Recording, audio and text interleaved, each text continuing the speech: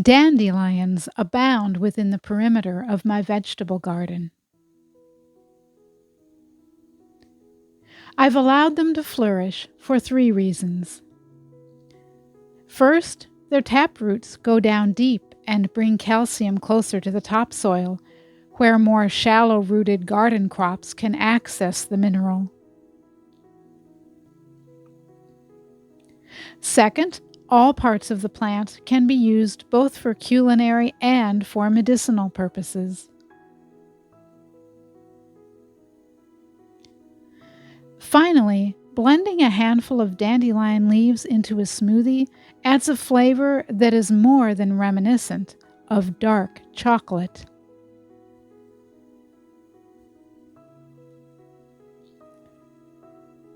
Hold on, you say. I didn't click on this video to get a lecture on dandelions.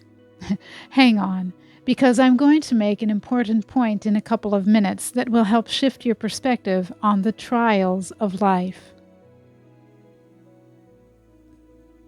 Back to the lovely plant, which is all too often demonized by control freaks and HOAs requiring lawns consisting of grass and only grass. Until this summer, I hadn't been able to use the dandelion leaves past the month of May because every year they'd develop powdery mildew. Health experts recommend against consuming leaves with that fungus on them, as it can cause an allergic reaction in some people. Imagine my delight, then, when I went into my garden in the middle of July, hoping but not expecting to find a few healthy dandelion leaves to throw into my afternoon smoothie, and discovered that not a single of the several dozen dandelion plants growing there contained a single leaf with powdery mildew. There were 2 reasons the dandelions were disease-free.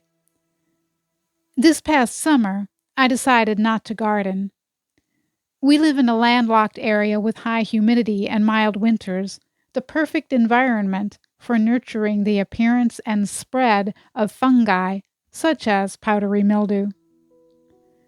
I was hoping that if I didn't grow the plants that were helping the fungi to persist, the big ones for summer, cucumbers, tomatoes, peppers, I was hoping if I didn't grow them, at least some of the fungi would die off, allowing me to grow less diseased crops the following summer. Because there were no cucumber plants that developed powdery mildew, it didn't blow around and affect the dandelions.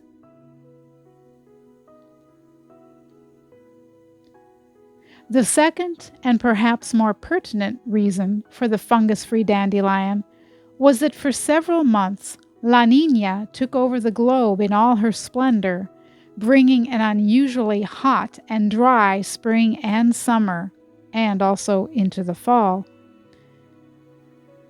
It let up shortly when El Niño showed up for a couple of weeks in August and pushed her out of the way. In the meantime, the dry air and dry ground discouraged fungus formation of all kind, including powdery mildew.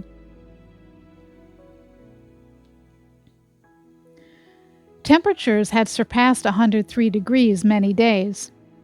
Going outside felt like walking into a preheated oven. The water in the local lake was more like that of a small, stagnant, and therefore stinky pond. By late July, probably a quarter of the leaves on the deciduous trees had turned or were turning brown, dried to a crisp. And the wildflowers we'd been allowing to grow in our front yard? They were dead before Independence Day, and the yard was an ugly, brown mess. But because of La Niña, I was able to harvest dandelion leaves. 2 times, several weeks apart, I cut a bag full of them and put them in the freezer, just in case the rains from El Niño brought back the mildew. In the midst of the worst drought for a decade, there was this little blessing. But that wasn't the only blessing I found as I looked around my garden. There was purslane, a nutritious edible weed that actually is pretty tasty.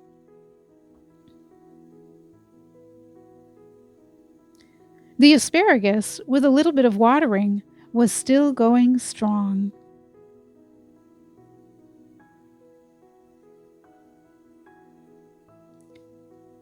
The Egyptian walking onions, which had dried to a crisp earlier in the year, came back after we received a couple inches of rain.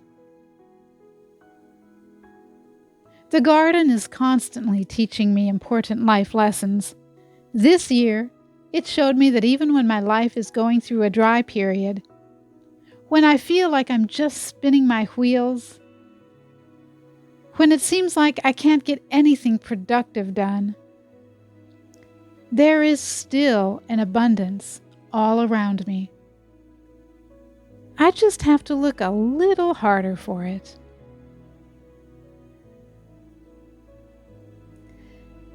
Peace to you, and may blessing abound in every area of your life.